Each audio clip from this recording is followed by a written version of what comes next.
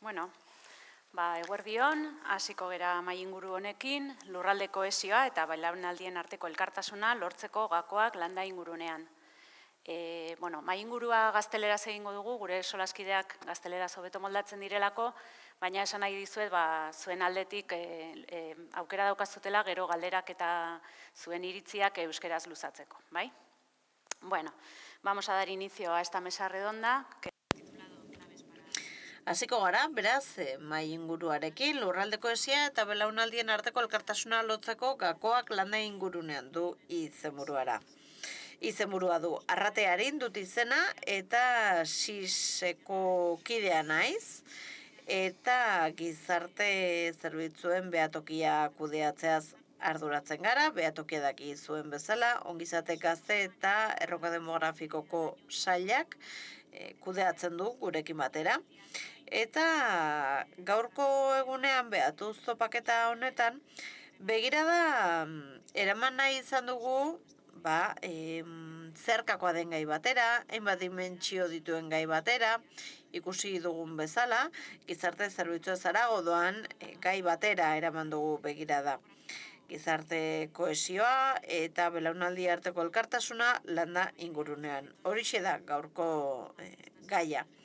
Entzun dugun bezala, zartze demografikoa ikusten da, ingurune hauetan, beste eremu batzuetan gehiago, bizaleen maskulinizazio handiagoa gertatzen da, gazteak beste eremu batzuetara joaten dira landa eremuetatik, lan bila, aukeren bila, dena den lurralde guztiek badituzte euren aukerak, euren alderdi erakargarriak eta gizarte berrikuntzarako proiektuen bitartez espazioak aurkitu ditugu bertan, aukerak arakatzen ditugu eta horri buruz hitz egingo dugu.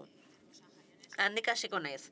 Jaione Sanz Benito dugu lehenik eta behin, Rural Citizen proiektutik dator, Araban sortutako proiektua da, baina ez da soilik Arabara mugatzen. Proiektu hau bi konsulting kooperatibaren ekimenez sortu zen, Ondasun komunaren aldeko kooperatiba da, bi konsultin eta Kuartango Laben du egoitza. Aipatzea merezi du ere, berrikuntza esperimentazioak eta ekintzailetza zentro bat da. Kuartangoko bailaran dagoena. Eta egia da Rural Citizenek bertan dituela sustraiak, baina adarrak landa eremu guztira iristen dira. Komunitate virtual bat eratu nahi du, ekosistema kolaboratiboak sortu nahi ditu, bere sarearen bitartez, adimen kolektibo horren bitartez landa eremuak berraktibatzeko. Eta bere buruari galdetzen diote zer nolako landa mundua eduki beharko genukeen 21. mendean. Bestalde, hemen dugu ere Jon Fernandez García, bideak euntzen proiektutik dator, 2022an sortutako tokiko ekimen bat da, eta Nafarroako Kodeseko mendizerran, 17 udalerritan, emakume lideren lankidetzarako sare bat egonkortu du, ekintzailetzan eta berrikuntzan oinarrituz. Jon Fernandez, Bargotatik datorren herritar gazte bada, eta konpromisoa du bere sorterriarekin. Bera ingenieria agrikola da eta bideak euntzeneko koordinatzailea da. Eta azkenik Maria Jesus Cordero dugu Kofederretik dator bera, eta Kofederren duten misioa bada landa komunitatean lan egitea garapen integral eta jasangarriko prozesua bultzatuz bizi baldintza hobeak eskaintzeko landa eremuari. Valladolidetik dator eta Kofederreko eremu teknikoko arduraduna da. Europa mailako eta estatu mailako programak koordinatzen ditu berrikuntza, gizarteratze eta enplegu arloan. Lehenengo txandatxo bat zabalduko dugu eta beraiek azalduko duten nondi datozen, zergatik egiten dutena, zer proiektutan diharduten, eta geroago sartuko gara galdera erreflexibo horietan. Beraz, urrenkera horretan, bai? Jaione, zurekin hasiko gara. Por invitarnos a este encuentro. Mila esker, Eusko Jaurlaritzari eta behatokiari gonbidapenagatik, ni komunikazio arduraduna naiz, biko kooperatiban eta Rural Citizen proiektan. Nire gaztea naiz, Ez dirudien arren, nik ere dio arratek, bai. Bueno, atsegin handia da, hemen egotea, nire taldearen ordezkari gisa proiektu hau aurkezten. 2008an sortu zen, itxialdia hasi bezain pronto egia da, aurretik prestatzen hasia ginela, baina egoerak azkartu egin zuen bere sorrera. Eta hala, arratek aipatu bezala, online komunitate hori sortzea dugu helburu, lurralden arteko lotura horiek indartzeko, askotan gertatzen delako gauza interesgarriak egiten ari direla, baina isolatuta daudela lurraldak eta ez dugula elkarren berri. Beraz, lotura hori sortu nahi genuen. Ez da erraza, azaltzea zer den rural citizen, baino labur esan da, zer gara, pertsona talde bat, eta gure helburua da lurraldeak aktibatzea, horretarako lankidetzarako ekosistemak sortuz. Zer esan nahi du horrek? Espazioak eta aukerak sortzen ditugula, eta landa eremuko talentua harremanetan jarri nahi dugula, sareak harremanak sortu nahi ditugula, erabakiak hartzeko espazioa sortu nahi ditugula, eta bide lagun izan nahi dugula, enpresentzat, erakundeentzat, instituzioentzat, askotan, badagoelako borondate bat, baina ez dagoelako agian modu bat, jakiteko zer egin daitekeen komunitatearekin batera. Beraz guk hor laguntzen diegu, begirada sistemiko horrekin. Gertutasun handiz, konfiantza handiz eta goxotasun handiz. Eta horretarako 3 gako baliatzen ditugu. Goizan aipatu direnak adimen kolektiboa, berrikuntza soziala eta komunitatearen parte hartzea. Beti helburu argi batekin. Duela 10 urte, argi izan genuen planeta eta pertsonak erdigunean jarri behar genituela, eta hor landa eremua ulertzen genuen eremu paradigmatiko gisa. Erronkak handia direlako, horretaz ez dugu zalantzarik. Eta hala, sartzen da ere tartean erronka demografikoa, hain maiz izpide izaten dugun hori. Eta ikusi dugunaren arabera, bada desoreka handi baten emaitza, ezta? Garapen eredu bat izan dugu, eta eredu horren arabera hiri ingurunetan metatu dira zerbitzuak, eta 50-60ko hamarkadan Espainian biztanleen 60 bizi zen herrietan. Industriarekin batera dinamika horiek aldatu ziren, baina gaur egun Espainian 80 bizi da hirietan, eta askotan ez da beharrarengatik, asko herrietan bizi litezke, baina inertzia dela eta bertan bizi dira. Eta dinamikak, joerak aldatzen ez baditugu, aurrikuspenen arabera 80 biziko dira hirietan. Madrilen, Bartzelonan, Bilbon, Valentzian bereziki. Bada gauza izugarria.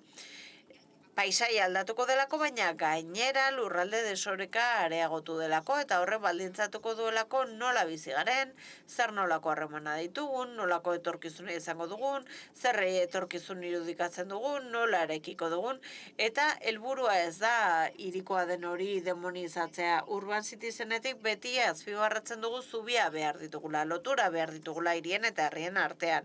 Elkarren beharra dugulako, elkarrekiko mendekotasun bat dugulako. Eta hiri eremua landara ekarri nahi dugu eta alderantziz, ez? Azken batean nolabait ikusgai jarri behar dugu, herri batean bizitza ez dela desabantaila bat, kontrakoa izan daitekela, aukera asko eskaintzen dituela, eta etorkizun oparo bat duela. Zer behar dugu ordea horretarako? Azpiegitura behar ditugu, inbertsioa, erakundeen implikazioa, baldintza materialak erabakigarriak dira. Eta hor sartzen gara gu, rural citizen bezala, ulertzen dugulako komunitatea ere behar dugula. Behar dugula ere kide izataren sentsazio hori berreskuratu egin behar dugu. Berreskuratu egin behar dugu herrikoa izataren harrotasun hori, narratiba berria behar ditugu, mantrak atzean usteko, estereotipoak atzean usteko, horiek zamandiak ekartzen dizkigutelako eta aukerak sortzea eragozten dutelako.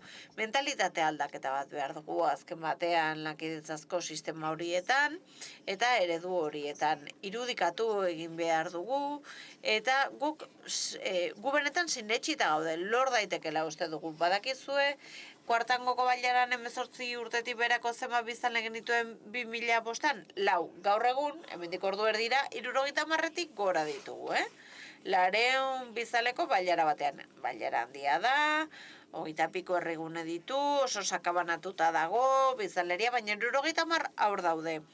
Eta datu hau ez da kasualitate baten ondorioz, Esterrek ederki daki, berak, ederki daki, hain zuzen, politika jakin batzuk jarri direla abian, aipatu dudan hori guztia barne hartuz, iruditeria aldatu da, eta hor badago proiektu gako bat, eta bada kuartango lab Arratek ere aipatu duena.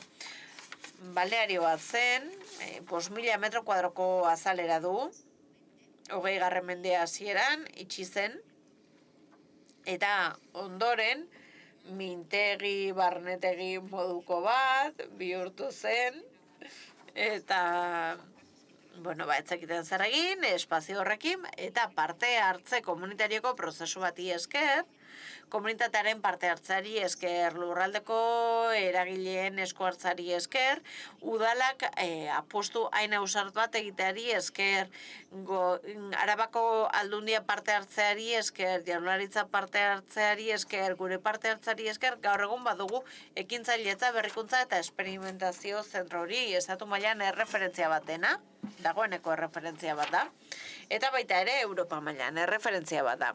Eta bertan ditugu, irekiera 2020 inguruan izan zen, eta 21 ekintzailetza daude bertan kokatuta. Hainbat sektoretakoak, gero agian aipatu ditzakegu.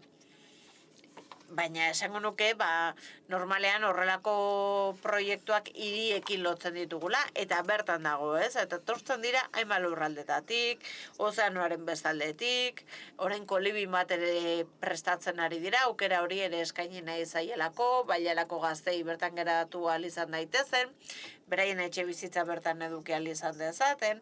Azken batean, azaldu nahi dudana zera da, kuartangoko espiritu horrekin, islatzen dela resilientzia hori, arrotasun hori, eta gainera bertan islatzen da ere, bailarako bizalen arteko lotura hori, Bertara itzutzen ari dira, adibidez urte batzue ziriburan bizi direnak, adineko daude, gazta daude, eta hori da gure lanerako filosofia, eta hori da gainera motibatzen gaituena, Eta Rural Citizenen badugu online komunitate bat, esan bezala, 4.000 pertsonatik gora gara, nekazariak, abeltzainak, ekintzaileak, artekoak, hezkuntzakoak, gizarte zerbitzuetakoak, landa garapenerako elkarteak, eta guztiok lan egiten dugu ikuspegi partekatu horrekin, jasangarritasunetik, gizarte berrikuntzatik, baina guri gehiago gustatzen zaigu, honi buruz hitz egitea gainera,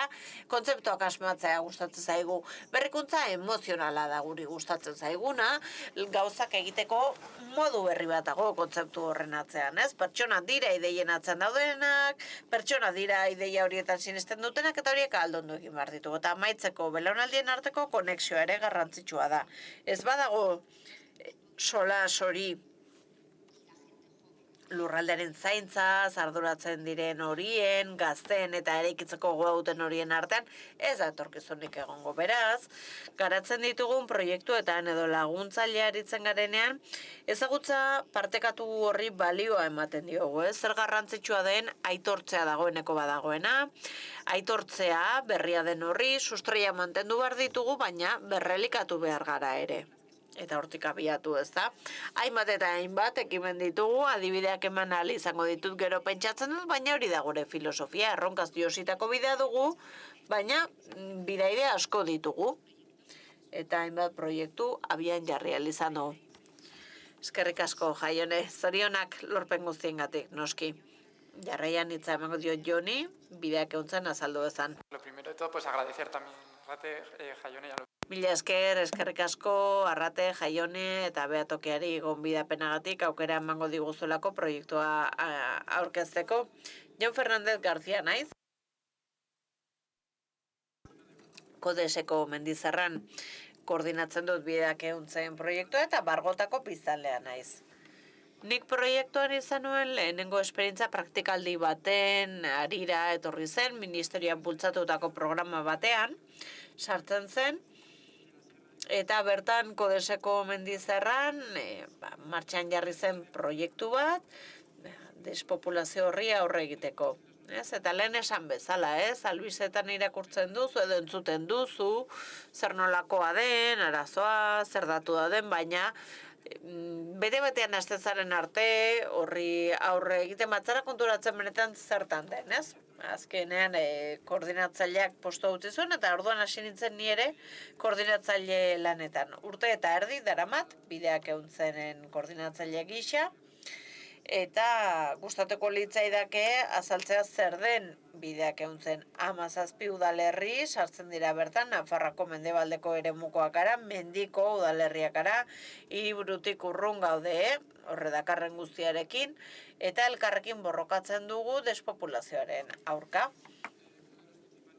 Eta izan dugun lorpen nagusietako bat bada, udalen pentsamoldea aldatzea. Banaka pentsatzetik taldean pentsatzera igaro dira, ez? Bakoitzak bere plazetan pentsatzen zuen adibidez, eta lortu dugu modu kolektiboagoan pentsatzea.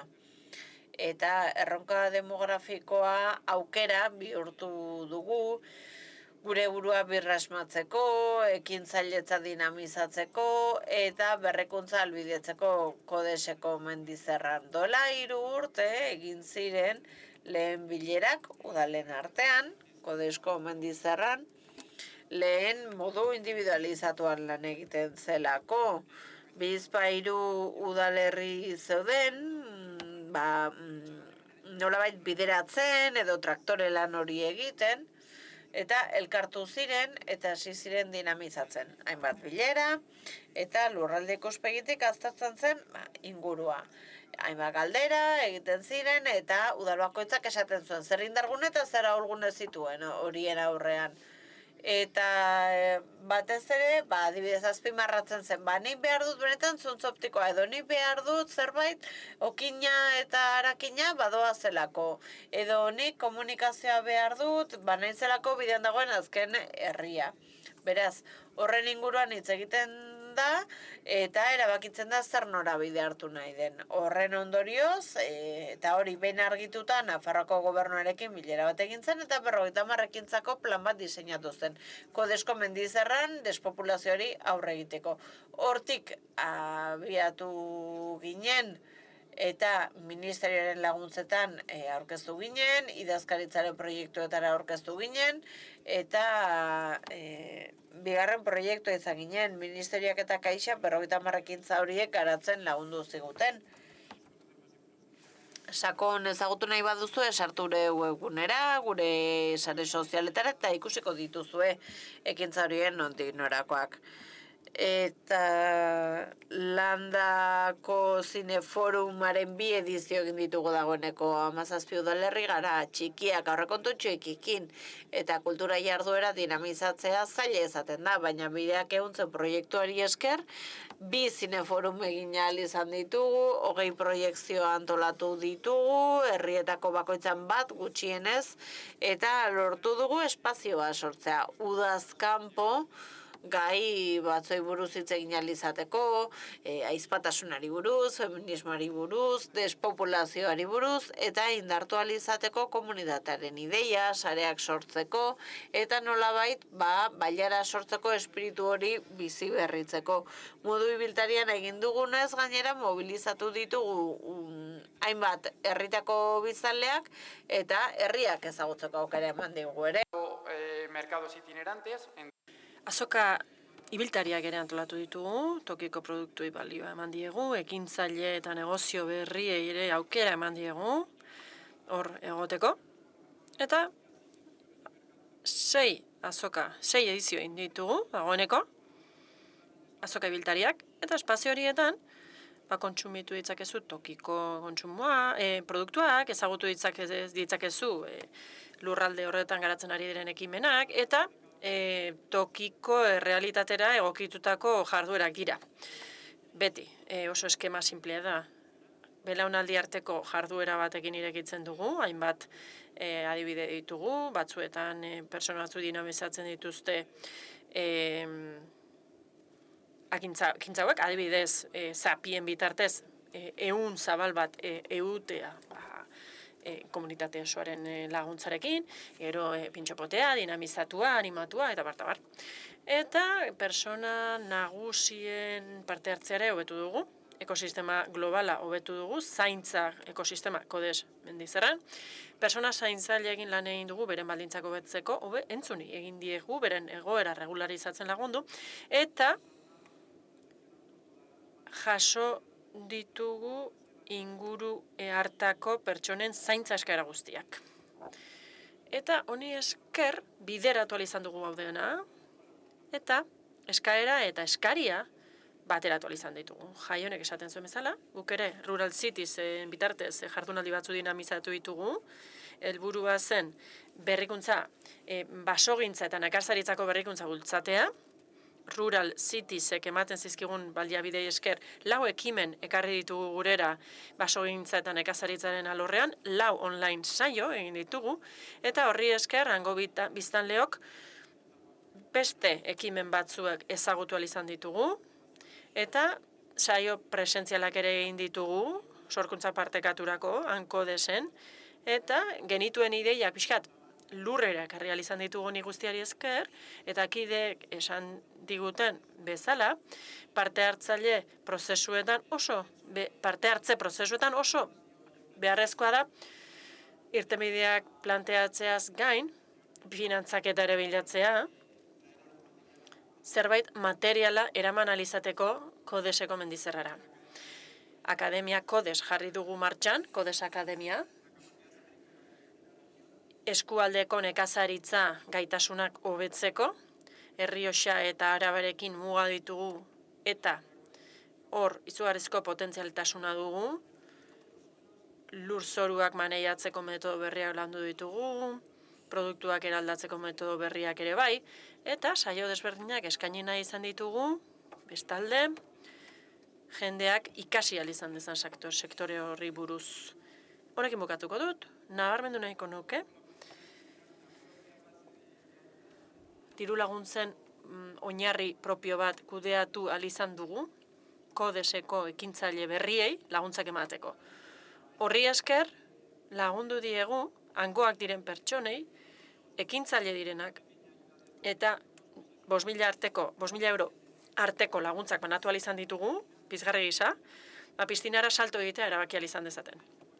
Hortxe daude emaitzak, 7 ekintzailetza berri lortu ditugu, proiektu honetan zehar Kodes Mendizerran, eta nik animatzen zaituztet. Guri ere konsulta egitera gure web horrian, eta gure sare sozialetan, hobeto ezagutu dezazuen gure lana. Eskerrik asko Jon, oso interesgarria izan da, hasierako diagnostikoa, nola egin zen diagnostiko parte hartzailea, sendotasunak, indarguneak eta ahulguneak identifikatzeko, eta nola bihurtzen diren zerbait ukigarri, zuek gainera oso denbora laburrean egin duzue. Tira, amaitzeko. Mari Jesus Jordero dugu hemen, ekozederrekoa. Konta iguzu. Tira. Saiatuko naiz, labur azaltzen ez da bat ere erraza, Kozeder erakunde bat da, erakunde sozial bat, estatu mailakoa. Nik uste dut erreferentziazko erakunde dela landa ingurunean.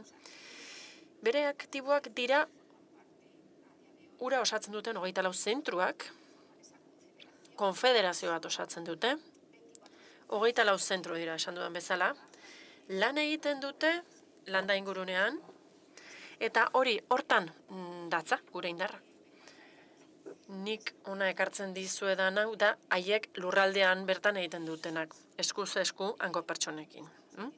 10 autonomia erkidegotan gaude, eta 1800 herrigunetara iristen gara. Datu garrantzitsuena zein da?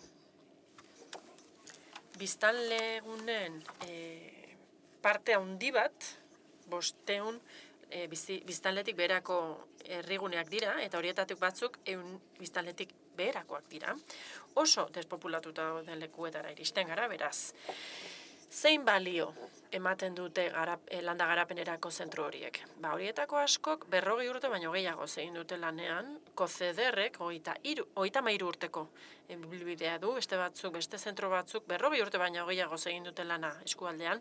Horrek esan nahi du, hasieratik egon direla, 60ko hamarkadatik egon direla larean, lehen kide batek gogorarazi du, 60ko hamarkadatik ona, pixkanaka saiatu dira hor lan egiten, eta ehundu egin dute erronka demografiko deritzogun hori. Garai batean, politikek ez zuten laguntzen.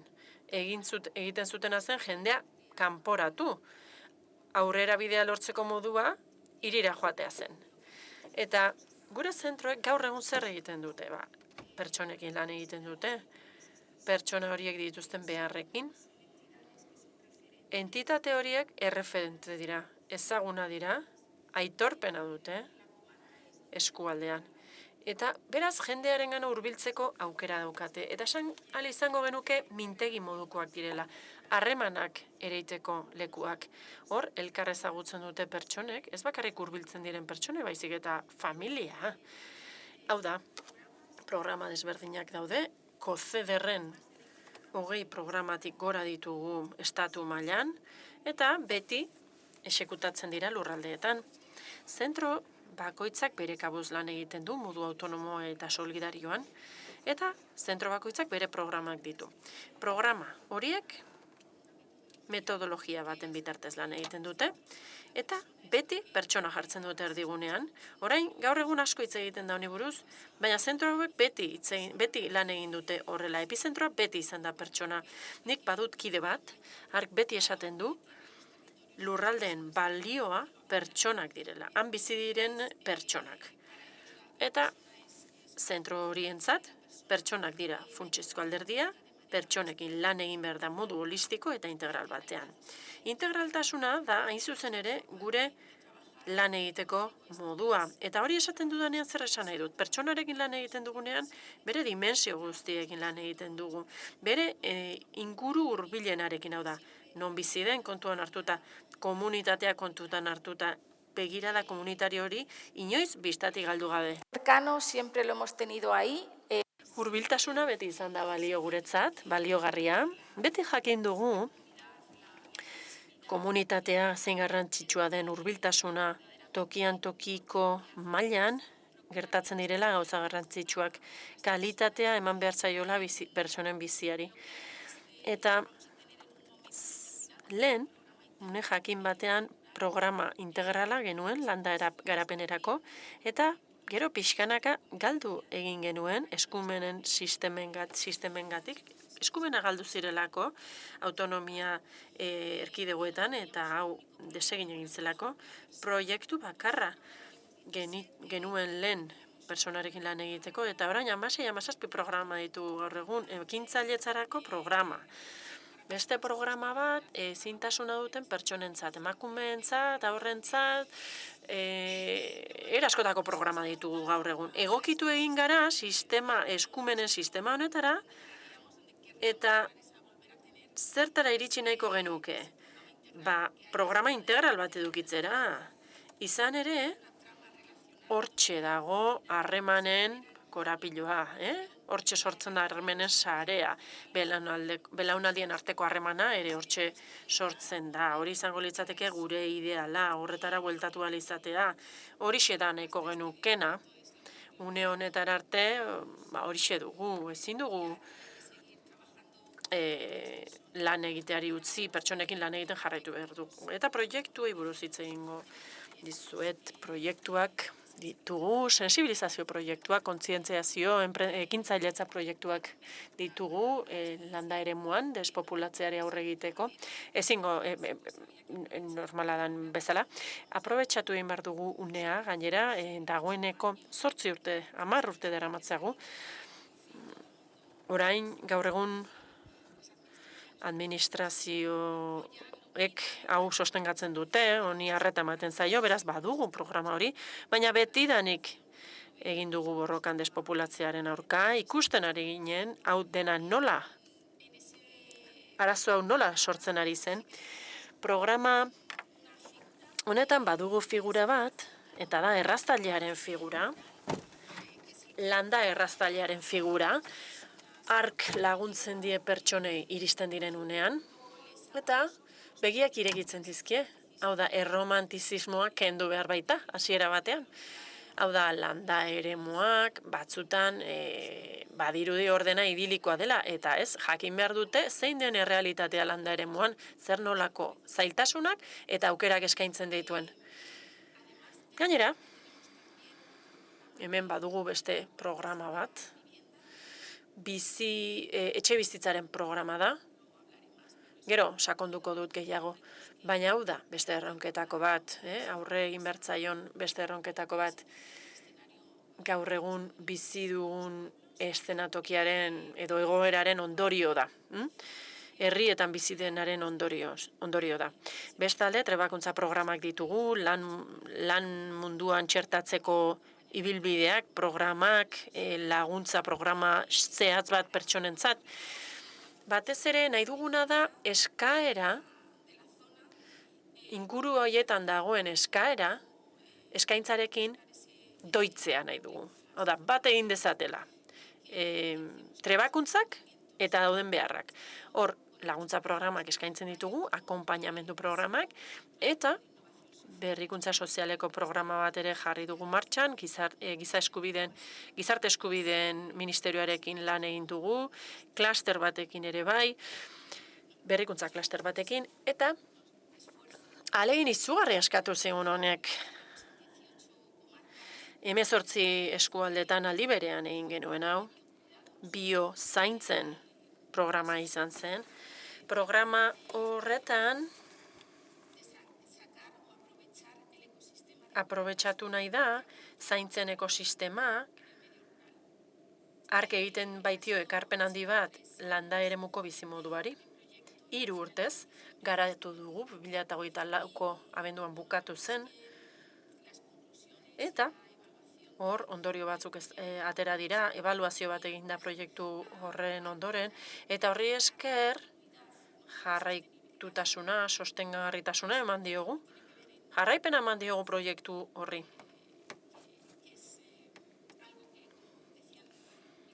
Nire kideek ere esaten zuten bezala, ez dakit zehazkin nork esan duen, baina hori pixkanaka galtzen ari da. Batez ere herri txikietan. Galtzen ari zen etzegoelako parte hartzerako espaziorik, eta sortu egin behar ziren. Berriz ere harremanak sortzeko espazioa sortu beharra zegoen, kasu askotan. Eta batez ere, konturatu gara, pertsonek etxean egon nahi dutenean, hor egon nahi dutela. Bilatzen dutena da, komunitatearen parte izaten jarraitzea, komunitateari ekarpena egiten jarraitzea. Eta guk espazio bat eskaini behar diegu, emateko aukera eta merezi duten balio hori eman behar diegu. Hori izan zen kuidados bio zaintzak programaren zentzua. Eta orain beste programa batean dihar dugu, lanerako indarraren inguruan lan egiten duen programa bat. Eskerrik asko, Maria Jesus. Orain, txanden urrenkera aldatuko dugu. Galdetuko dizuet zer nolako erronkak identifikatu dituzue, lurralde kohesioa bultzatzeko eta belaunaldien arteko berdintasuna bultzatzeko. Jon, zuen ezagutzatik abiatuta. Hausnarketa bat egingo zenukete? Orokorrean? Nik uste dut goizean aipatu dela. Faktorean hitzeko problema bat dugu aurrez aurre. Faktore desberdinek eragiten digute, etxe bizitza atera da, enplegua, lan aukerak, gazteriarentzako behar bat da. Ez du ezertarako balio ahalegin bat egiteak, gaur egun, jende gazteak ez dugu bizitzeko lanerako lekurik, ezingo dugu garatu. Eta orain, galderan zentratuko naiz. Los principales retos. Proiektuan erronka batzuk aurkitu ditut, eragozpen batzuk. Arazo, zailtasun bat izan da ekitatibo izatea. Eta ekintzak koordinatzerako orduan, ekitatiboa berdintasunezkoa izan dadin saiatu gara. Aurkeztu nahiko nizueke nola kudeatzen den proiektua talde eragile baten bitartez, astero biltzen gara barne koordinazioko taldean, kronograma bat dugu, kontrolatzen dugu nola doan ekintza plana, eta zer nolako ekintza ditugun martxan jartzeko, eta zer nolako ekintzak martxan dagoeneko. Hilero biltzen gara proiektuaren koordinazio globalerako taldean, talde eragilean, eta hori elementu funtsezko bat da proiekturako. Hor sartzen dira 17 udaletako ordezkariak, ekintzaileak, eta gai bakoitzean, alor bakoitzean gakoak diren eragileak. Erromantizismoa kendu beharra dago, hemen ez dago ezer idealik, eta lan egin beharra dago. Udaletako ordezkariekin eta ekintzaileekin eta familia bat sortu dugu, denon artean bultzatzen dugu, baina eragile batzuk bultzada gehiago ematen dugute, beste batzuk iskat uzten dute, korrontearen arabera joaten dira, bai? Nestorrek esaten zigun, ez da beharrezkoa denok hor egotea, interesak eta berdinak, interesak eta beharrak errepresentatuta egotea eta kontuan hartzea hori da garrantzitsuena. Bestalde, beste aspektu garrantzitsu bat da, emaitzak irakurtzerako orduan, ezin dugu gelditu alderdi kuantifikatiboarekin, baizik eta alderdi kualitatiboa kontuan hartu behar dugu. Hau da, ekintza bat egin dugu adibidez. 3 edo 4 pertsonei eragin die, baina benetan hobetu du kodeseko bizikalitatea, adibidez, edo hobetu ditu, mantendu ditu zerbitzuak, nik uste dut horrekin gelditu behar dagoela. Eta aholku interesgarri bat. Nire proiektua oinarritzen da hiritar parte hartze oso trinkoko prozesuetan. Hori, arma horrek 2 alde ditu. Hiritarrak ulertu behar ditu arazoak eta haien larritasuna. Baina ulertu behar dute irtenbidearen parte ere badirela. Denok egin behar dugu norabide berean indarra. Eta parte hartze prozesu trinkoetan oinarritzen denez, batzuetan gogoak jetxi egiten dira. Eta kontu zibili behar dugu, batez ere, ekintzak martxan jartzerakoan. Dinamizatzen duzun hori aurrera joan dadila, iritsi dadila norabait eta gauzatu dadila. Muy bien, Jon. Pues María Jesús, qué dificultad. María Jesús, zer nolako zailtasunak, zer nolako erronkak dituzue? Aurkitu dituzue. Tira, galdera honekin, nik aipatuko nituzke erronkak, despopulatzetik datozen erronkak, izugarrizko erronkapela, ez da? Bizitza sostengatzearekin zerikusia duen dena, herritxoetan. Imagina ezazue, zenbat erronka egon daitezken hor. Sailkapen bat egitearren, badaude ingurumen erronkak, deno dakigu gutxi gora bera, zer esan nahi duen herriak galtzeak, herrietako bioaniztasuna, beraz, erronketako bat hori da, ingurumeneko erronka, Kofederren adibidez, urtero, ikerketak egiten ditugu, ikerketa zientifiko eta teknikoak ingurumenean, ikusarazteko zein den egoera ingurumenaren aldetik, herri horietan. Beste erronketako bat da hezkuntzarena, kulturarena,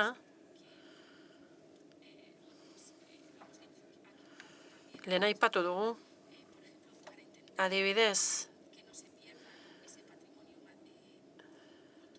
kultur ondare hori galdu ez dadin, materiala ez den ondare hori galdu ez dadin, hori ere erronka bat da, jaso egin behar da, ikusarazi egin behar da, hezkuntzarako ere erronka bat da, noski. Konturatzen gara eskoletan, haurtzaroan, gazterian, ez dela zaindu nortasuna sortzeko lan hori, ez da egin sustraitze lan bat, herrian sustraituta egon daitezen. Eta ez baldin badira herri horretako parte sentitzen, ez baldin badira herri horretakoak sentitzen, asko zerrasagoa izango da joaten direnean inoiz ez itzultzea. Eta beraz efektu hori bilatu behar da. Hezkuntza erronka ere hor dago, saiatu behar dugu autonomia erkidego mailan hezkuntza komunitatean sartzen eta udena bultzatzen gazterian eta haurtzaroan. Bestalde, Zaintzen erronka hortxe dugu. Esaten dudan hau,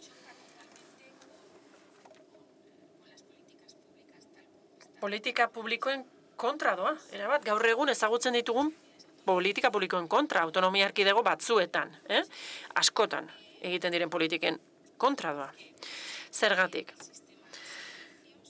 Zerbitzuen sistema bat dugu gaur egun, eta desagregatu egiten gaituzte sistema horretan, kolektiboetan banatzen gaituzte. Zuk ezingo duzu kontziliazio zerbitzu bat izan, ez baldin badituzu 5 haur, ez? Eta nork ditu 5 haur, ez? Beraz, elkartu egin behar dugu, modu kolaboratibo batean. Eta adibidez, demagun, behar dugu zerbitzu bat, eguneko zentroa izateko. Eraginkorra izateko gutxienez 20 pertsona egon beharko dira. 20 herri txiki batean ez dira egongo dira 5 haur, 10 pertsona nagusi, beste hainbat ezintasuna dutenak, ezin gara beste izan, ezinezkoa da. Eta beraz hor talka bat dago, ezinezkoa da, horregatik lehen esaten izuen. Programa integrala behar dugula, hor zeharkakotasun bat dago gauzen artean, ez da? Eta askoz ere malgutasun gehiago dago, dinamikotasun gehiago. Eta adibidez, adinduentza zerbitzu bat badago, izango da, adinduentzat, ezintasuna dutenentzat, baina honek talka egiten du aurrez aurre gaur egun dugun sistemarekin. Beraz, gure kasuan, zahartze prozesuagatik zaintza erronka bat da, pertsona zaurgarrien zaintza, landa eremuan, eta beste erronka bat, lehen ere aipatu dut, etxe bizitzarena. Gazteak nahi baldin baditugu, gazteek interesa badute etortzeko eta proiektu bat baldin badute, demagun. Adibidez, proiektu bat dute, gauzatu nahi dute. Eta esaten dute, kitxo, guazen, ez? Edo nola pentsatu behar dugu, eta non biziko dira, ez? Ez dute, etxe bizitzarik. Hau da, pertsona bat iristen denean, behar da, enplegua eta etxe bizitza. Ez du etxe bizitzarik, noski. Adibidez, jardunaldi batzuk egin genituen Merinen duela gutxi, duela hilabete. Eta, han, badaude herri batzuk etxe bizitzen 50% itxita dutenak. Eta ez dirudi, alokatzeko edo saltzeko aukera izango dutenik, itxita daude etxe bizitzak. Izugarria da. Edo, gazte batek independizatu nahi du, errazago izango duela pentsatzen dugu, baina hala ere, zaila da, norbere etxe eukitzea. Hori, erronka bat da.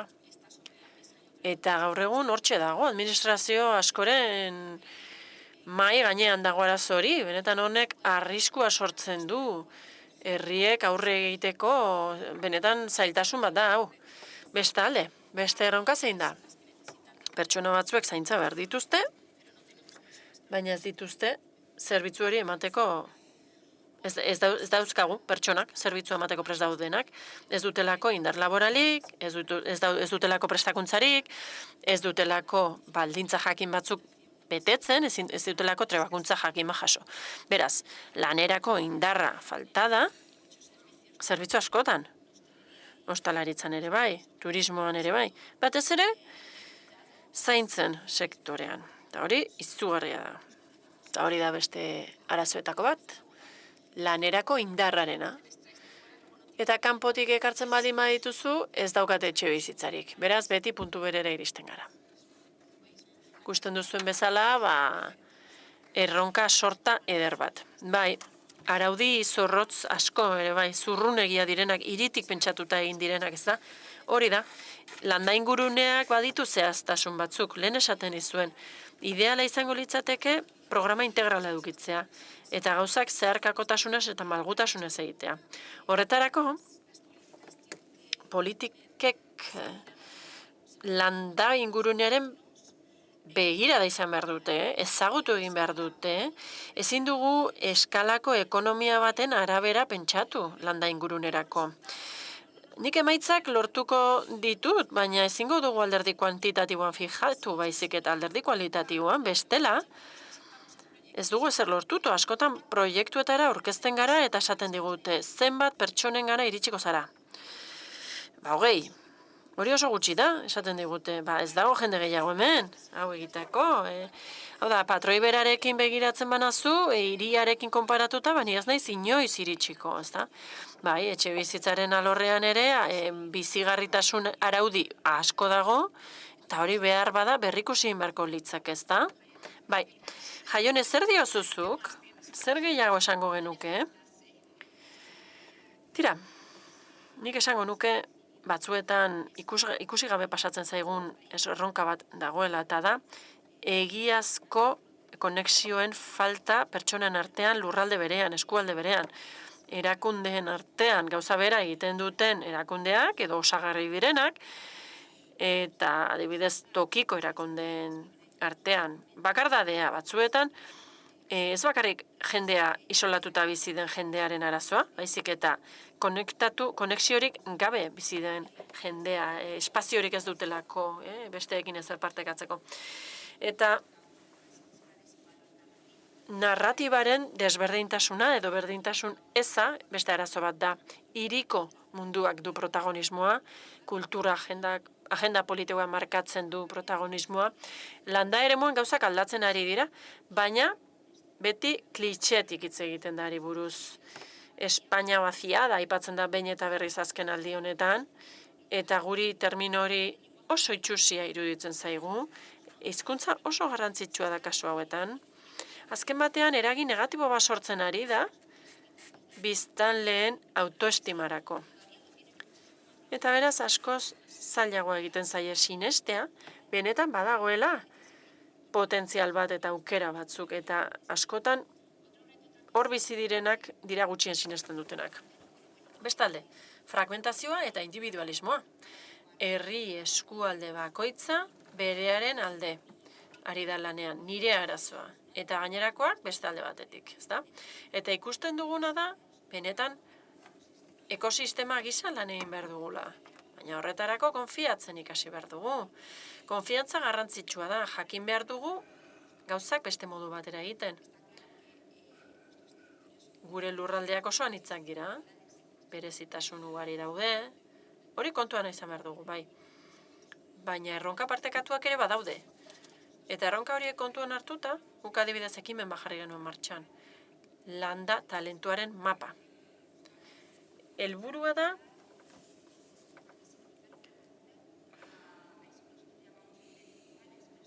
landa eremuko liderrak bultzatzea, nor bere komunitatean eraldatzaile izan daitezkeen pertsona horiek bultzatzea eta indartzea. Kontua ez da proiektuak geolokalizatzea, baizik eta sareak eutea, konexioak ezartzea, eta benetan sinestaraztea lider horiek ez daudela bakarrik, baizik eta zerbait indartsuaren parte direla. Bestalde, badugu kuartangon aurten 5. edizio bat, bankada rural izeneko jaialdiarena, talentua, kultura, tradizioari buruzko ekitaldiak dira, ikuspegi berritzaile batekin, eta hori bihurtu da epizentro, ekintzailetza eta talenturako. Peninsula osorako, beste herrialde batzuetatik ere iristen zaizkigu pertsonak, gainera. Eta honekin zer ari gara lortzen? Ahotsa ematea, espazioak eskaitzea, jendeak ikasi dezan eta gauza gertatu daitezen. Lehen aipatzen genuen atxeden aldian. Zein zaila den ekitaldiak egitea herritan. Landa eremuari buruz ari gara. Baina gauzak aldatzen saiatzen baldin bagara ere, oso zaila da dinamikak aldatzea, eta ez baldin badugu lortzen, gauzak berdin izaten jarraituko dute alderdi kualitatiboa, importanteagoa da, kuantitatiboa baino. Kuantitatiboa kasu honetan ez du inporta. Bankada rurala ekimen bat da, aforoa zaintzen dugu. Nahi duguna da, hain zuzen ere, hurbiltasuna egon dadila, berotasuna, jendeak aurrez aurre ikus dezala han zer gertatzen den, mahai inguruetan, tailerretan, hitzaldietan, proiektu inspiratzailean aurkezpenetan, benetan konektatu daitezela pertsonak elkarrekin, elkarrezagutu dezatela, gauza gertatu daitezela. Eta beste erronka bat da, batzuetan arriskua dugula, hau lotuta dago burokraziarekin, baina batzuetan soluzioak ez dira jaiotzen lurraldetik, baizik eta inposatuta datoz goitik, kanpotik edo erakundeetatik. Horiek asko jakingo dute berbada, eta asmo honez eginak daude batzuetan, baina parakai izan moduko batzuk dira, kanpotik etortzen dira, eta resistentzia sortzen dute. Eta horregatik, beti, behin da berriz izan dutzen dugu, oso garrantzitsua dela parte hartzea, prozesuak zaintzea, patxonak zaintzea, emaitzak baino gehiago. Muy bien, muchas gracias. Has respondido también aparte de la... Mila esker, urrengo galderaren zati bat ere erantzun duzu dagoeneko, eta bada zer alderdi, izan behar ditugun aintzat, aukerak sortzeko eta banatzeko, adindarte guztietzat. Maria Jesus, zura da hitza. Bueno, nik uste alderdi gakoak izan daitezkela ikuspegi hori izateko, belaunaldi arteko ikuspegi hori izateko, azken batean pertsonen arteko sare batez, bilbe batez hitz egiten ari garelako. Badago lotuta begirada komunitario horrekin, ekintza komunitario horrekin. Eta hori bada komunean dugun zerbait, saldu dugunez. Eta lehen egin duten aurkezpenean ikusi dugu, politikek behar dute ikuspegi komunitario hori.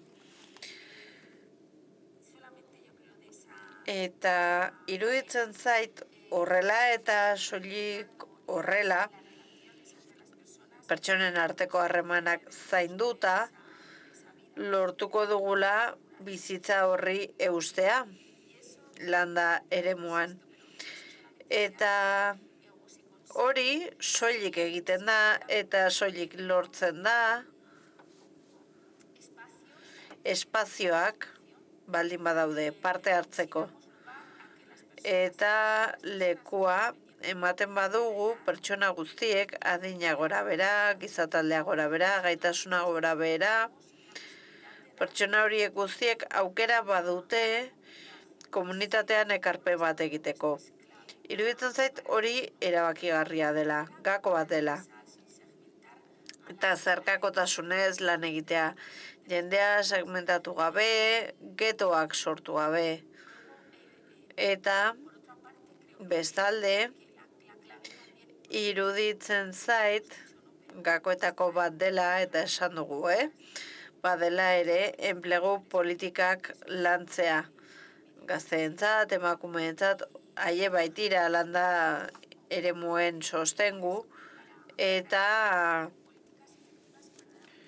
benetako politika eraginkorrak bultzatzeko, eta bizi berritzeko, eraberritzeko, etxe bizitza horiek, benetan utxik dauden etxe bizitza horiek baliatu alizateko, probetxu atera alizateko, bigarren aukera bat emateko, eta agian bestelako ekimen batzuetan lan eginez gero, hor daudelako ere bestelako ekimenak, ala nola etxe bizitza kolaboratiboak edo komunitatean bizitzeko etxe bizitzak. Ikusten ari gara, batzuetan emaitza ona dituztela, beste batzuetan ez hainbeste, baina hori bizitzan gertatzen den bezala gauza batzuk ondo doaz, eta beste batzuk ez, baina badaude ekimenak, aintzat har daitezkenak eta baliagarriak izan daitezkena jendea ez joateko edo beste batzuk erakartzeko. Jon? Bueno, a ver, yo creo que igual esto puede sonar muy... Jon, agian honek oso oinarrizkoa dirudi, baina aukerak identifikatzeko lehentasunezkoa da identifikazio lan hori egitea, bai? Orain iruditzen zait erraza dela laguntza, finantzak eta lortza proiektuak aurrera eramateko, baina hori trampa bada. Herri txikietan administratiboki ez gaudelako prest bizpahiru proiektu aldi berean kudeatzeko. Baina, iruditzen zaite hor obera egiteko aukera ditugula. Dena den, zailena iruditzen zait identifikatzea herrietan ditugun baliabide endogeno horiek.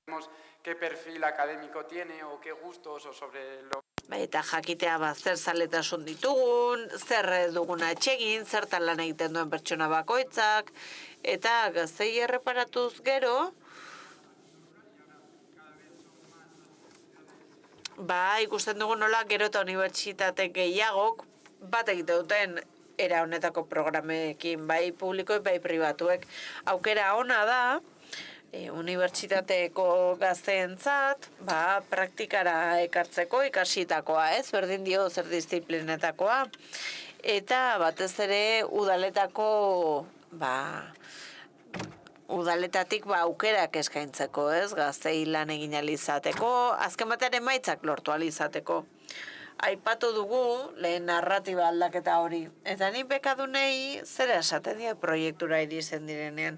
Zer gertatuko litzateke edo zer imaginatzen duzu gertatuko litzatekela jeiki eta garraiorik ez balego. Edo okindegira gesten bazara eta karteltxo batean ikusten baduzu itxita erretiroagatik. Hori da errealitatea. Landa eremuan, eta iruditzen zait ari dela gertatzen mentalitate aldaketa bat, jendeaz dator herrira traktore batean lan egitera, berrikuntza bat dago, lanposto bat daude, ez horiek nekazaritzan edo beltzaintzan, hainbat arlotan, baizik. Oso interesgarria bai. Batez ere hori, gaztei dagokienez, eta bestetik azpimarratu nahiko nuke, eta adinekoekin lotuago dago, bada komunikazioaren garrantzia. Guk hasieran komunikazio digitalari erreparatzen genion asko, uste genion sare sozialetan, eta WhatsAppean jarrita egin da zegoela, eta ikusten genuen saioetara adinekoak ez zirela iristen, Eta egin genuen izan zen gazetatxo bat prestatu, nolabiteko egunkaritxo bat, kodesko mendizerrarako horrealdetxo batean, azaltzen da, zer egin den, aurreko asteetan, zer egita horre ikusten den, eta horrela konektatzen dugu adinekoagoak diren horiekin. Eskerrik asko, jon oso interesgarria beken programa hori talentua erakartza eta lanen jartza. Azkenan betikoa, beste urratx bat gehiago behar da beti, urratx bat arago joan behar gara. Eta ulertzeko landa eremuaren errealitatea hori egin behar duzu, baina aukerak sortu behar dituzu. Gazteok lana egiteko aukera izan dezago, eta gero etxe bizitza arazak ere txiko dira, Denbora eramazuna lanean, herrian ezagutzen zaitu zenean, ateak ere zabaldu egiten dira, etxeak zabaldu egiten dira. Bueno, iritsi gaitezela beraz, araz horietara. Bai, jonek esandako horri helduko diot, komunikatzea eta odenek ikustea, ez da soilik herrira baldin bazoaz, nekazaritzan lan egingo duzula, edo behiak zainduko dituzela, hori ere garrantzitsua da, lehenengo sektorea, noski. Baina adibidez, kuartango laben, badaukagu komunikazio eta marketing agentzia bat, badaukagu liburu argitaletxe bat, badaukagu taller bat, komplementu denda bat, pilates estudio bat, badaukagu fisikari bat bertatik lanean ari dena, Cambridgeko unibertsitatearentzat, beraz, laneko aukerak egon badaude, eta ez soilik telelana, badaude hainbat ogibide ez direnak derrigorrez hirietan egin behar. Eta beste alderdietako batzuk aipatu ditugu komunitatari entzutea, entzute partekatuko prozesuak martxan jartzea, eta hor esku hartu behar dute eragileek askotan, kanpoan geratzen diren pertsona horiek ere garrantzitsuak adibidez, adinekoak, gazteak, eta espazioak egotea belaunaldi guztietarako topatu alizateko, elkarrekin lan egiteko, eta beste adibide bat aipatu dezake Soto Palaziosen laguntzen aritu gara, eta Burgoseko hiriburutik gertu dago.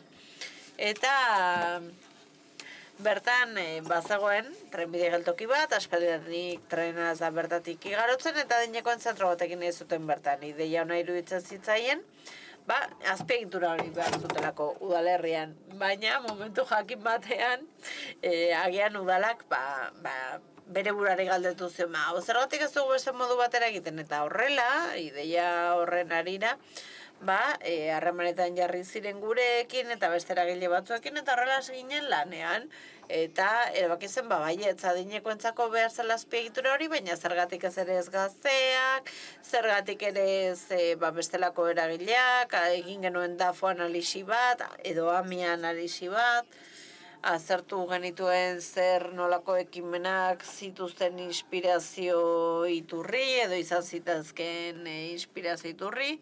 Eta horrela, adineko zentro bat pentsatetik, belaunaldi arteko zaintza zentro bat izatera igaro ziren. Pertsona zaintzeko, kultura zaintzeko, kirola zaintzeko, udalerria zaintzeko, eta hasi ziren irudikatzen, eta amaierarik ez zuen beraien ametsak, ez? Baina azken baten estrategia zabalago bat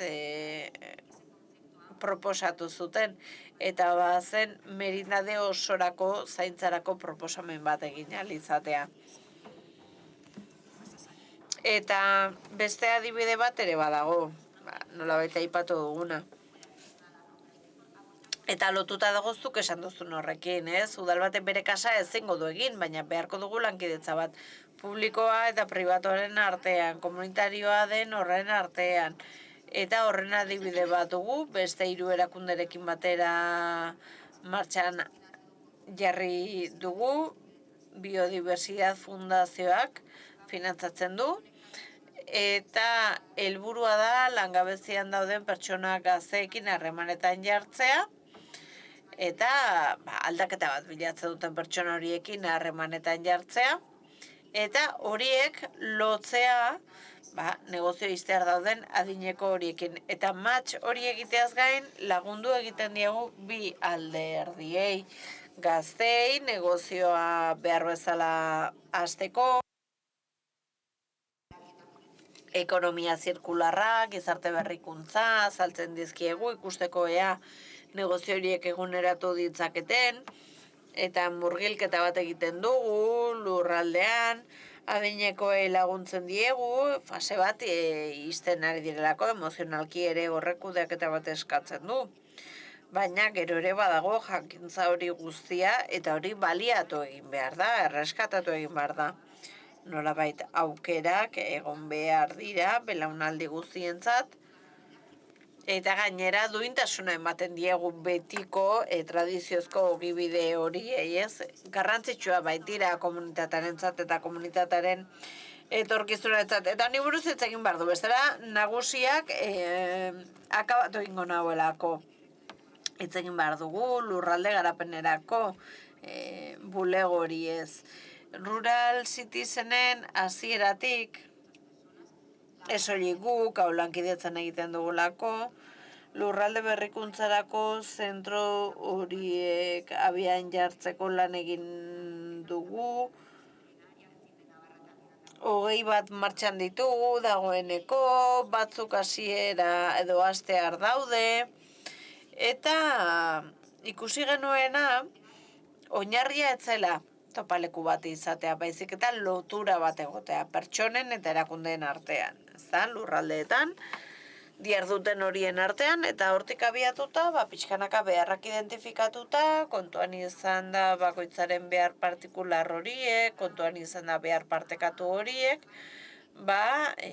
prototipoak prestatzen hasten gara. Testatu egiten dira, transferentziak egin daitezke, eta hori posible da sarean lan egiten delako. Helburua da aukerak sortzea azken batean, ez? Eta guk horrela proposatzen dugu. Belaunaldia arteko espazioekin, elkar lankidetza horrekin, eta esan duten bezala pertsonak zainduz. Hori ahaztu gabe pertsonen beharrak zainduz. Hori oso garrantzitsua delako. Partaidetza hitz egiten ari gara eta hementxe ari gara, ez? Mikrofonoa askatu gabe. Orain bai, ikusleen gogoetarako tarte bat zabalduko dugu, zuek ere bazatozte, gizarte berrikuntzako, eremuetatik, tokiko ekintza taldeetatik, gogoeta egiten arituko zareten, noski, esaten ari garenaren inguruan. Batek zerbait aipatu nahiko luke, bai? manera breve,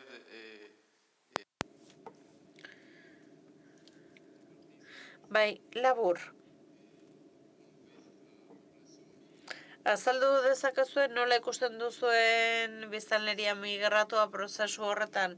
Hain zuzen, joan den astean albiste batean esaten zutelako jendearen beharra zegoela, Zaraban lurra lantzeko. Eta horretarako mentoriak, tutoretzak eta behar dira prozesuak emaitza on bat izan dezanez. Hau ez da informatika bezala, egon bertzara ondoan lurra lantzen ari diren horiekin batera ikasi ahal izateko. Como queráis, sí. María Jesús. Mira, eso es una realidad. Nosotros, los pueblos... Bai, hala da, hori horrela da. Herrietan jendea behar da, lehen esan dut. Eta noski, pertsona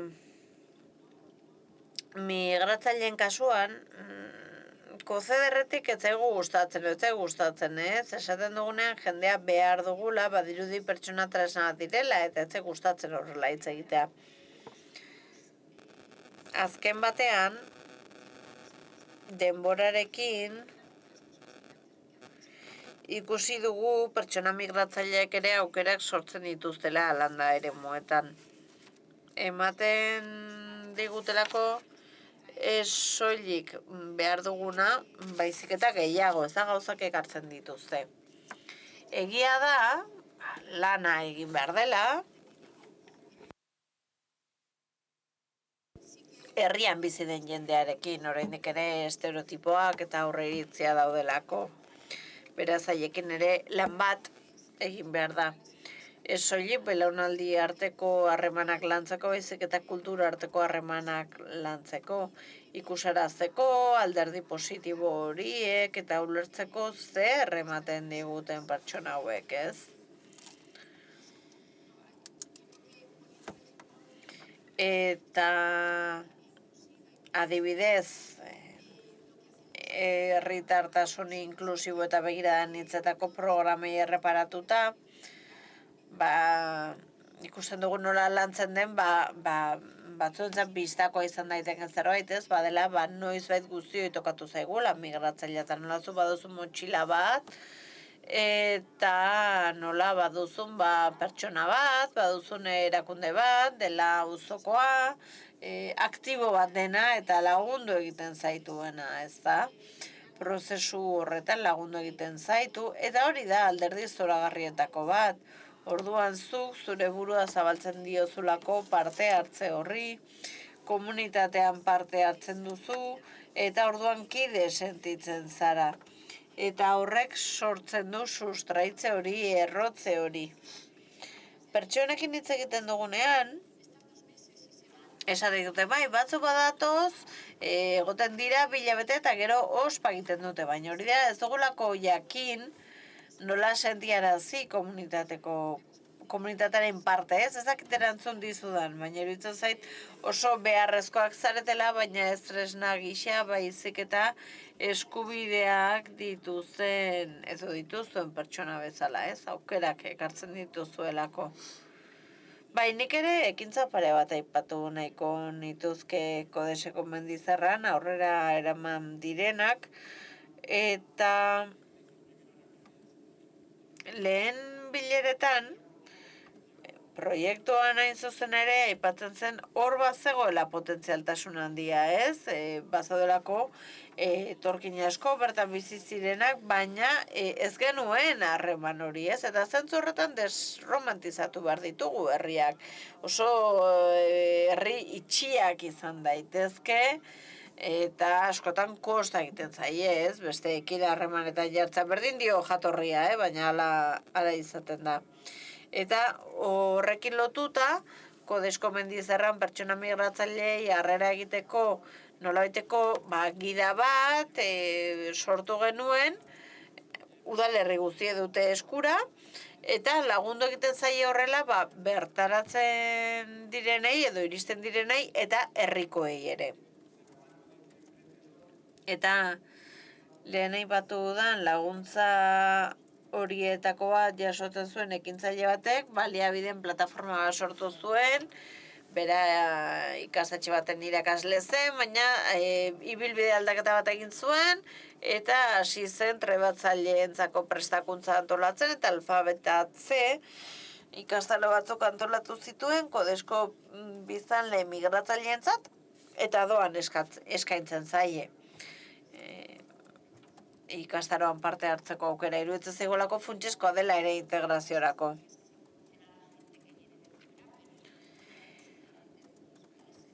Bai, hala da, erresistentzia bada kanpotik datorren horren aurrean, ez da zertan izan beste herrialde batetik datorren horren aurrean, ez da hori hala da, eta hori landu egin behar da komunitatean. Eta gure kasuan, langabetuak diren eta parte hartzera animatu diren pertsonarietako asko badira, estatuko beste leku batzuetan bizi ziren pertsonak edo proiektuaren berri izan dutena. Badugu Poloniako neska bat, Errumaniako beste bat, Kolonbiako beste bat, eta esaten zuten izu, aukera baldin badut, nola nola ez parte hartu eta nola ez etorri honaino. Badugulako nahia, errelebo hori egiteko, negozio horiek eskura baldin badaude.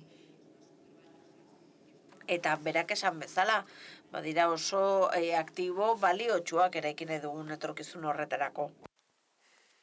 ¿Alguien más quiere comentar? Beste inork zerbait galdetu nahi du, zerbait aipatu nahi du. ¿No? Yo sí quería haceros una última pregunta que igual... Nik azkeneko galdera batekin nahi dizuet. Ez dugu sakondu asko digitalizazioan, eta digitalizazioak eskaintzen dituen aukeretan gizarte arrakala hor dago, zer proiektu jar daitezke martxan, zertan lagun dezake teknologiak. Aurrera. Bai, ez da, gure kasuan, online komunitatea garen ez, adibide bazaret ez da, zentzu horretan.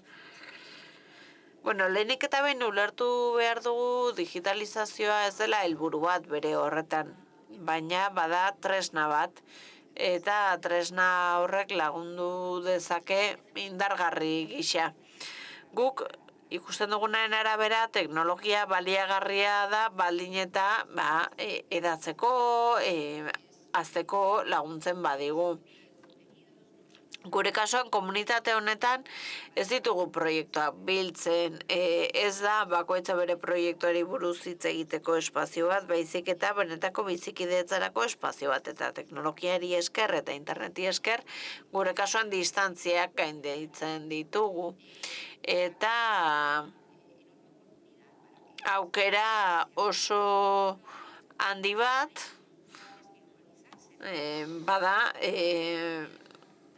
bada ere hain zuzen ere lehenengo urrats bat ematea, komunitatea sortzea eta gero asko desdigitalizatu egin dira edo etorri dira, deslokalizatu egin dira zentzu horretan eta jarraitu dute harreman hori izaten tokian bertan, eta beste kasu askotan kontrakoa gertatu da, komunitateak online konektatu ziren, eta horrek aukera handiagoak eskaintzen dizkie. Horrez gain, teknologiak aukerak eskaintzen ditu lanerako, telelana egiteko, baina baita ere, orain arte pentsa ezinak ez ziren bestelako ogibideak izateko, nitxo berria sortzen dira, adibidez nekazaritzaren eguneraketarekin lotuta ere, eta gure iritziz digitalizazioa izan behar da akulu bat ezagutzerako sarbidea demokratizatzeko, online baliabide asko eskaintzen ditugulako prestakuntzak, doan, eta iruditzen zait landa eremua indartzeko balio beharko lukeela teknologiak. Que la digitalización ha pasado. Nik esango nuke digitalizazioa guri ere gertatu zaigula, ez da? 30 urte daramatzagu eta guk ere gure burua digitalizatu behar izan dugu. Baina, erakunde gisa, bai? Baina egia da horrez gain ere, digitalizazioan, herrietan, aukera bat izan dela, belaunaldi arteko aukera bat izan dela. bertan gertatu dira, harreman gehien, ez, nagusien eta gaztenen artean, inorratzen gera ez edin, eta komunikazioari dagokionez ere indar handia izan du. Eta jendea motibatu du ikastera, ez? Ikusten zutelako jendea gehiago komunikatzen zela edo komunikatuago zegoela. Gailu digital batzuetan sarbidea izan ez gero. Egia da ere, pertsonen eskura jarri dugula, konektagarritasuna edukia izatea, askotan landa eremuetan etxetara ez delako iristen, ez, konexioa. Asko ahalegin ere, eta horrela, bulegoak sortu genituen, jendea konektatu izateko, eta prestakuntza ere eskaintzen genuen, edo medikuan hitzordu eskatzeko lekuak, edo bankuko kudeaketak egin izateko, bulegoak endu zituzten ez, horrere atzean geratzen ari zirelako. Beraz, bidea erraztu egin diegu, zerbitzu batzu digitalizatu direnean, beraiek ere bertan egon zitezen, eta irakatsi egin diegu gauzak egiten, bai? Helburua ez da guk haiei egitea, baizik eta haiek ikastea nola egiten den. Esan beharra dut ere, teknologia eta digitalizazioa eraman nahi izan dugula zaintzetara, adinekoen gaiera, eta ez da izan, oso arrakastatxua, ez, esan behar dut. Gu saiatu gara, baina adinekoek ez dituzte alako gailuak nahi. Eta agian orain, perspektibarekin begiratuz gero, ari gara orain pilotu batean lanean, baina agian ez dugu jakin prozesuan, hasierako prozesuan, egokitzen bat, ez dugulako egin, ez? Gailua pertsonaen arabera egokitzeko eta alderantziz, ez? Eta hor, pilotu batean ari gara lanean orain, iruditzen zaigulako beharrezkoa dela eta benetan baliabide bat izan daitekelako, pertsonei beraien etxeetan egoten lagundi ezaiekelako. Lehen aipatu dut, ez? Guri gehien eskatzen digutena da fibra, zuntz optikoa instalatzea, ez da? Eta proiektuan parte hartzen duten udalerri guztietan, hasi ginen kablea jartzen, eta zenbat kable gehiago jarri mendietan, orduan eta aukera handiagoak genituen digitalizazio prozesua dinamizatzeko, adinekoentzat ere, eta hasieran pixka zoi bezala gertatzen zitzaigun, ez? Ez zuten begionez ikusten, adinekoek ez zutelako harrapatzen, teknologia nola zebilen, eta horregatik erabaki genuen gazteenak tailerretan sartzea, gu egia delako jaio garela ia sakelakoa eskuan genuela, baina egiten genuena zen gazteek tailerretan parte hartzea, eta horrela dinamizatu egiten zituzten tailerrak, eta horrela lagundu egiten zieten adinekoei telefona erabiltzen, irakatsi egiten zieten, lagundu egiten zieten. Horrez gain, udaletxeetako administrazioko langilei ere prestakuntza eman diegu, hainbat teknologiaren inguruan, ikusi dugulako oso lagungarria direla kudeaketarako, eta programa berriak abian jartzeko. ¿Quiere comentar algo más? ¿Alguna pregunta más? Beste galderaren bat, beste iruzkinen bat? Por mi parte... Nire aldetik, Jaione, Jon, Maria Jesus, mila esker etortzagatik, mila esker parte hartzagatik. Eta, Jaione, hemen geratuko gara, zuk itxiera egiten duzun bitartean, zure ondoan izango gaituzu.